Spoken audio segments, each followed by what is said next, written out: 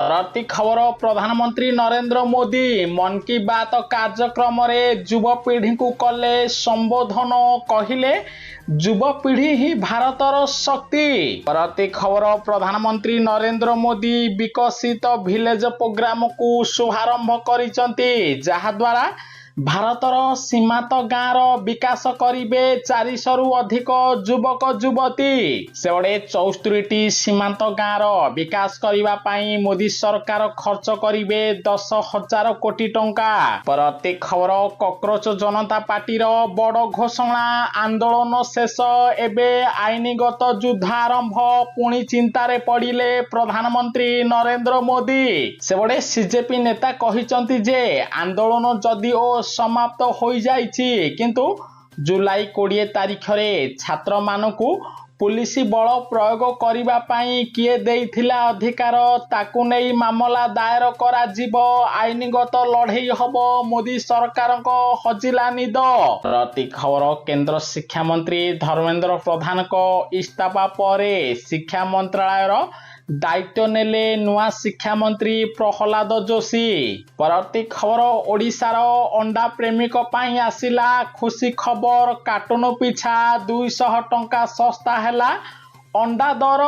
पूर्वरु गोटिए under मूल्य ओडिशा रे 10 टंका थिबा बेले वर्तमान गोटिए अंडार मूल्य 7 टंका 50 पैसा को खसीची। आगामी दिन रे अंडा दाम आहुरी खसिबो बोली मंत्री बड़ सूचना देइचंती। परवर्ती खबर मध्य प्राच्य युद्ध मध्यरे ओडिशा को लागिला बड़ झटका। ओडिशा रे महंगा हैला पाउरुटी दाम। सेबड़े 20 टंकिया पाउरुटी पैकेट एबे 25 टंका रे विक्रय होउची। सेहीपरि 40 टंकिया ब्राउन ब्रेड एबे 45 टंका रे बिक्री होउची।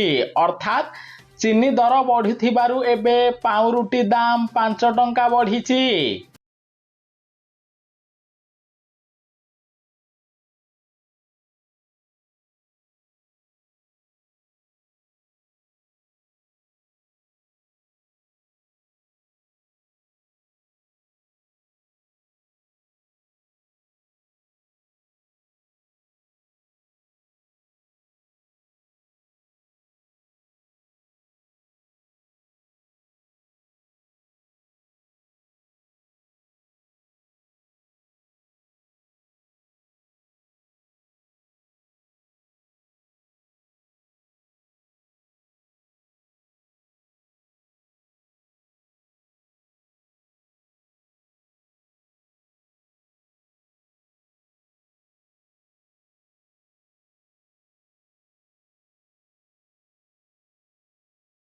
खबर ओडिशा रे प्रबल वर्षा कारण केन्दुझर जिले में बन्या परिस्थिति 5 दिन हेलाणी जलबंदी रे अछंती 15 परिवार।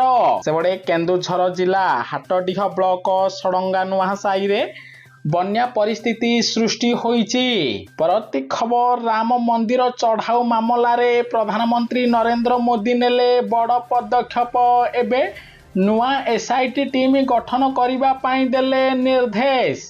परवर्ती खबर अमेरिका रे जो भारतीय माने चाकरी करिबा पाई स्वप्न देखुथिले सेमानकु बड़ झटका देले अमेरिका राष्ट्रपति डोनाल्ड ट्रंप। सीनेट रे आगत हैला H1B संपर्कित बिल रहिछि मात्र 3 वर्ष कटकणार नियम। अर्थात जो भारतीय माने एबे अमेरिका जाई चाकरी करिबा पाई चाहिबे सेमाने सबुदिन पाई नहीं केवल 3 वर्ष अमेरिका रे रही पारिबे। प्रति खबर आसंता 2 तारिख रे ओडिशा बंद रहिबो समस्त स्कूल कॉलेज दुकान बजार गाड़ी बस चलाचल ठू आरंभ करी ट्रेन मार्केट। कारण धर्मेंद्र प्रधान को इस्तीफा परे ओडिशा सरकार को घेरिला कांग्रेस। 7 दिन रे ओडिशार गणशिक्षा मंत्री जदि इस्तीफा न देबे तेबे आसंता अगस्त 2 तारिख रे सारा ओडिशा बंद करा जीवो जहाद्वारा बस गाड़ी ठू आरंभ करी ट्रेन चलाचल ओडिशा रे बंद रहिबो। परवर्ती खबर आरंभ होई गला विश्व युद्ध। ईरान उपरे बड़ आक्रमण कले प्रथम थर पाई कुवेत ओ ବାହାରିନି ଦେଶ ସାମରିକ ଘାଟିକୁ କଲେ ଟାର୍ଗେଟ, ଯାହାଦ୍ୱାରା ଆଗାମୀ ଦିନରେ ଗୋଟିଏ ପରେ ଗୋଟିଏ ଦେଶ ଏବେ ଯୁଦ୍ଧରେ। ପରବର୍ତ୍ତୀ ଖବର, ଯଦି ଆପଣ ରେଲୱେରେ ଚାକିରି କରିବା ପାଇଁ ଚାହୁଁଛନ୍ତି ତେବେ ଆପଣଙ୍କ ପାଇଁ ଆସିଲା ଖୁସି ଖବର। 6777ଟି ରେଲୱେରେ ଶିକ୍ଷାନିବେଶ ପଦବୀ ପାଇଁ ବିଜ୍ଞପ୍ତି ପ୍ରକାଶ ପାଇଛି। ସେବେଳେ ଅନଲାଇନ୍ ଆବେଦନ ଆରମ୍ଭ ହୋଇସାରିଥିବା ବେଳେ ଆବେଦନ କରିବାର ଶେଷ ତାରିଖ ଅଗଷ୍ଟ 19 ରହିଛି। ପ୍ରାର୍ଥୀଙ୍କର ବୟସ 18ରୁ 24 ବର୍ଷ ହୋଇଥିବା ଦରକାର। ପ୍ରାର୍ଥୀ ଯଦି ଦଶମ କିମ୍ବା ITI ଗ୍ରାଜୁଏସନ୍ ପାସ୍ କରିଥିବେ ତେବେ ସେ indianrailway.gov.in କୁ ଯାଇ ଅନଲାଇନରେ ଆବେଦନ କରିପାରିବେ। ପରବର୍ତ୍ତୀ ଖବର, ସଡ଼କ ପରେ ଏବେ ସଂସଦ ଭବନ। କଂଗ୍ରେସ କଲା ବଡ଼ ଦାବି, କହିଲେ ଦେଶବାସୀ ଓ ଯୁବପିଢ଼ିଙ୍କୁ କ୍ଷମା ମାଗନ୍ତୁ ପ୍ରଧାନମନ୍ତ୍ରୀ ନରେନ୍ଦ୍ର ମୋଦି।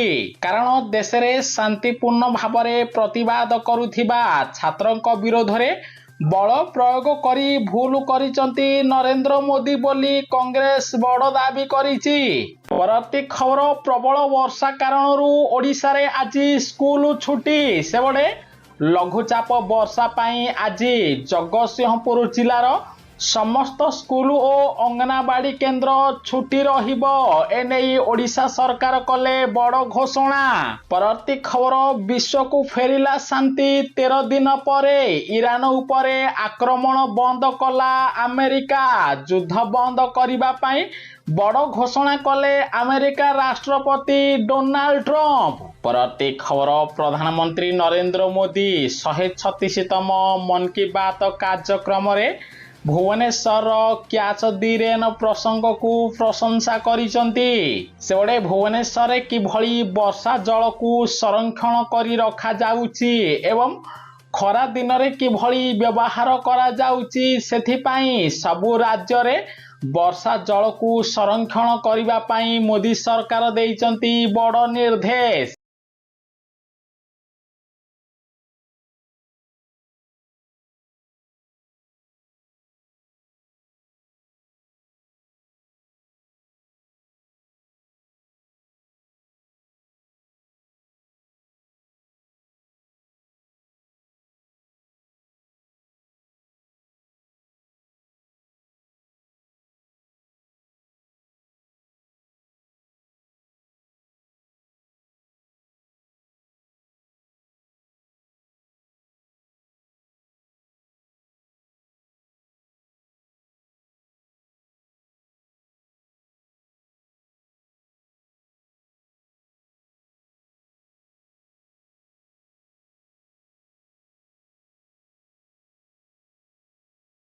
ରାତି ଖବର, ମୁଖ୍ୟମନ୍ତ୍ରୀ ମୋହନ ମାଝୀ କଲେ ବଡ଼ ଘୋଷଣା।